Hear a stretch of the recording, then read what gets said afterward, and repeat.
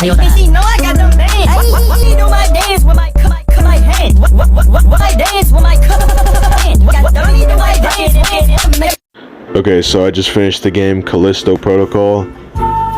This game got a lot of hate, got a lot of bad reviews, but here's my review. It's pretty unbiased, pretty just clean, and just how I thought about the game. So here we go. So going into the story without spoiling anything, a lot of the story is given, a lot of exposition is given through recordings and shit you find. So a lot of it isn't through cutscenes. Most of the game is mostly just fighting and walking around.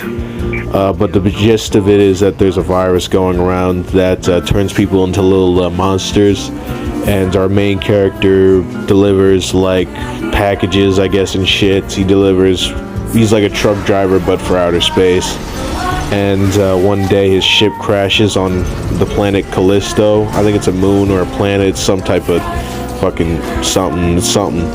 And most of the game is spent on Callisto, and some of it is spent inside prison where he gets locked up. He gets locked up in prison, but a lot of it is spent on the planet.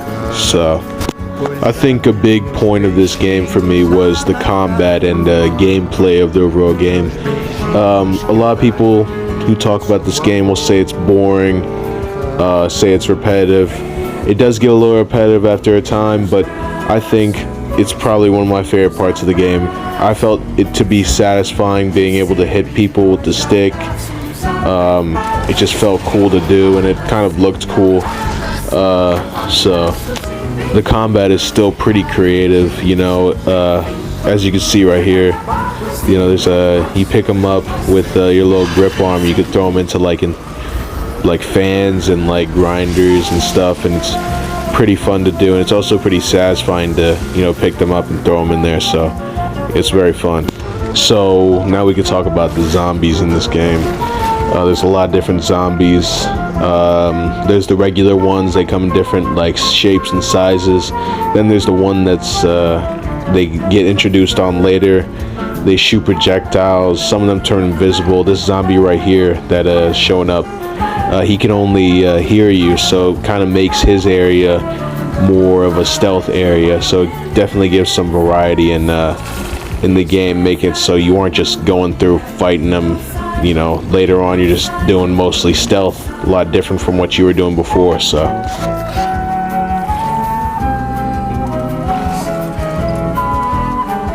I feel like even if you didn't like the game, I feel like anybody who played this game and has died to these guys and gotten this gore animation can definitely agree that the gore and like the death animations are probably the best part of this game. They're brutal, they're disgusting, but they look pretty fucking great, and there's a lot of them. There's a fuck ton of these death animations, and every single time I would watch them, they'd fucking be crazy, because they're all crazy. They're like brutal as shit, and they're gruesome, and probably the best part of this whole entire game is getting to die and see Jacob get fucking torn apart into pieces and just die like a bunch of different ways. It's fucking great. Okay, so this review's going on for too long, so I'm just gonna end it here, say what I liked about the game, say what I didn't like, and the final score. What I didn't like is the bosses of the game. There's a total of 2 bosses in the game that are different, and then there's one boss that's repeated 3 times in a row. It's not fun each time, and it's only fun the first time. The second boss, which is the last boss of the game, is anticlimactic and fucking nothing. He turns into a big pumpkin monster after you dodge him for a little bit, and after that it's just, you just shoot him in the head till he fucking rolls over and dies. So yeah. Okay, so now we're gonna talk about what I like about the game. I like the gore, I like the combat, I like shooting people in the head, I like shooting people with the shotgun, I like hitting people with the stick. I like zombies. I like the main villain. The main villain was kind of creative. He's always a hologram. He's never really at the prison.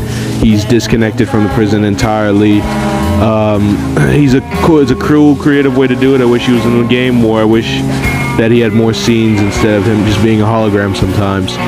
I give this game a 7 out of 10. It's fun to play. I wish the game came out with a new game plus. Games should have a new game plus on release. I don't know why games don't do that.